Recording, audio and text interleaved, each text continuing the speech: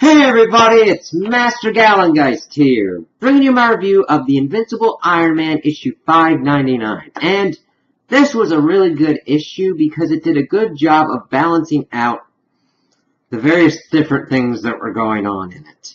Now, one of those things I'm kind of unsure of how it's going to tie into the story and plot, but we'll have to see how this kind of wraps up in issue 600. But I really enjoyed this and was happy that we finally kind of got some more information on Tony. Now, granted, it wasn't a lot of information, but he's back and he's not in a weird kind of just fetal state, still trying to feel out what's going on. He's up, he's doing that. We'd also gotten him talking to Riri previously, but he's actually even better than I thought. He would just be in a kind of weird place, just being able to speak, but he's able to move around and do all sorts of things. So this issue opens up and we see Victor and Amara, and he's trying to get more information on his kid from her, and she's like, well, it's mine.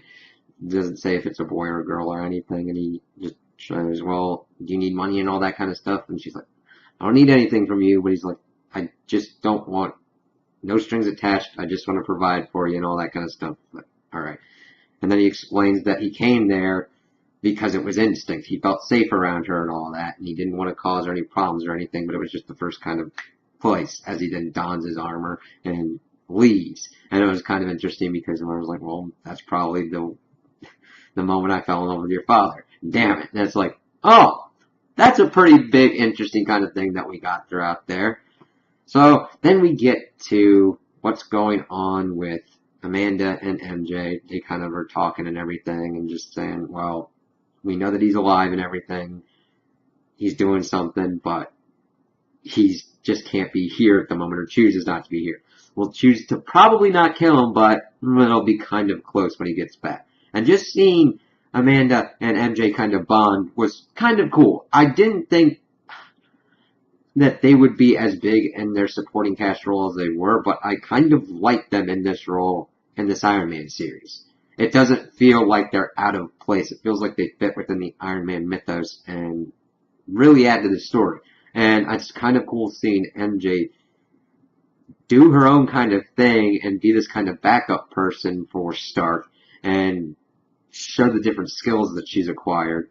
And talking about how Amanda hit Eric Lynch with the guitar and them having to deal with those kinds of problems were kind of funny. But of course, MJ goes to sleep in her apartment and everything, and Amanda's just hits a call and goes like, listen, MJ, you really need to get some sleep. And it's Tony. He's like, Mom, I don't want you to keel over. I know that you're worried about me and everything, so I just want you to be okay. Hold on a minute. And then she's like, where are you calling from? And he pops up, and he's like, listen, when I heard that you guys were looking for me and everything, I turned around and came back to make sure that you know that I'm okay and all that. And he gets out of the armor and he's got facial hair and everything, but she goes, wait, what's going on with this? And it's all kind of just fake kind of stuff, so that way she would recognize him. And she's like, you're my son. And he goes, well, listen.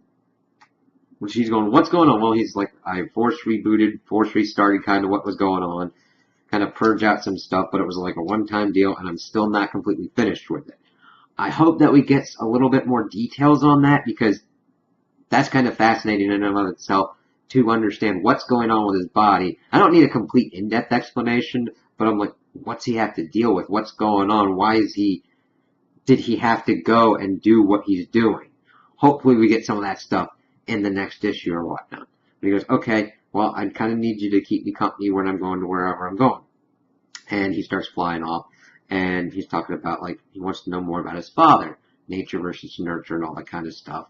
And we learned that his father, of course, was connected to S.H.I.E.L.D., but he was actually a Hydra double agent. And once he learned about Tony, he wanted to take him to Hydra. And she killed him to protect Tony in self-defense. And see, that was kind of interesting because it was done in a different kind of art style, and she had evidently stabbed him in the neck with, like, surgical scissors and everything. And we did get some funny kind of jokes. And he's like, I just kind of want to know who my father is. And she's like, it's Thor. And Friday even appreciated that. And he goes, I was even trying to do the math in my head. It's like, that would be kind of crazy. But that would be kind of pretty funny if you think about it. I'd like the characters to be separated, but that was a good joke on their part. I kind of like that we get a little bit more depth into him, that he was super smart and, of course, super handsome to Amanda, but that they didn't know exactly all of his motivations. Like, okay. And she felt that Howard Stark would be the best person to protect him. Huh, that's kind of cool. I like that they're really delving into the adopted part of Tony's history. I didn't know how I would feel about that when it was initially hit out, and I kind of wish the creative team that had introduced it had explored it more fully, but I like that they're still able to do something with it. So, he's doing that because he wants to know about the decision he's about to make, and he goes and he's at Rhodey's grave. So I'm like, okay, what are you gonna do, Tony? What are you gonna do? I mean, I'd be glad to see Rhodey come back and all that jazz. It's just we have to watch out what Tony's gonna do and how he's gonna do it. So that's kind of where we're left off with them. We then get into a part where we get Eric Lynch talking to MJ, saying that, yeah, I'm going to be suing Amanda, and we're going to be taking the company. And that's kind of where that conversation drops off before the hood pops up, and it's like, oh, okay, so Tony Stark is missing. That's pretty good information. I kind of want to know why Dr. Doom is running around looking like in an Iron Man suit and everything, so he just kind of digs a little bit more into it and goes like, oh, so you're trying to do a hostile takeover, and we learned that the Hood's able to pretty much peg him pretty quickly because he asks for his name and all that, and he goes, Eric Lynch starts listing off his titles and everything. He's like, oh, you just might have become my new favorite person. So it's going to be interesting to see where that goes. It just kind of felt like too much of a vague tease, at least at this endgame scenario, so I wish there's been a little bit more substantial part for that to get just a clear idea of how it's tying into the narrative, but I'm okay with where it is at the moment to see what they're going to be doing next issue.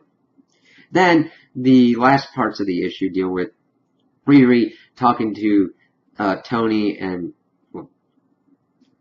Tony Ho about what's going on with the whole MIT backer and everything and wanting to meet the person in charge. Harry's like, well, we don't know who that person is, and she's really gung-ho for it, and I'm like, well, I would be too. When then Tony and her armors are just lifted up, and they get shooting off, and we're not controlling it, what's going on? And then this person comes over on their comms, and Riri, of course, is freaked out because she's got an enclosed system, and whoever can hack into and take control of her armor like this is a force to be reckoned with, so I'm glad she understood the severity of that. Of course, he's going to listen, I don't want people to know my location at the moment, so here we go. They go in, and the reveal was pretty fucking awesome, okay? It's Leonardo da Vinci, the real one, who was in part of creating S.H.I.E.L.D. And I've known about that issue going into and delving into the history of the creation of S.H.I.E.L.D., which is pretty cool. I haven't been reading it, but I know that it's continuing it on. And I'm glad that they're weaving that into that. He's like, well, S.H.I.E.L.D. is gone, and we want to do something new, and we want you all to be a part of that. I'm like, that's awesome! That's cool! Oh, I can't wait to see how that affects what's going on at the end of, like, the next, like, issue 600 and going forward. So I'm like, yeah. Then, the big part that we get at the end is that Tony's father is not dead. He pops up and he says to Amanda goes, I thought we had a deal. Listen, he's my son. I want to meet him. I'm like, ooh, this is interesting. He's still alive. Is he part of Hydra? Is he part of his own kind of thing? What's going on? So that was a cool little tease, and I can't wait to see what wraps up and how they just shake out what's going on in the end, what's going to happen to Doom, Riri, and Tony, and how it's going to lead into the next relaunch. So those are my opinions on the issue. Tell me what you guys think in the comments below. If you liked it, if you didn't like it, if you agree with me, if you disagree with me. Also like and subscribe, and I hope you have a good day.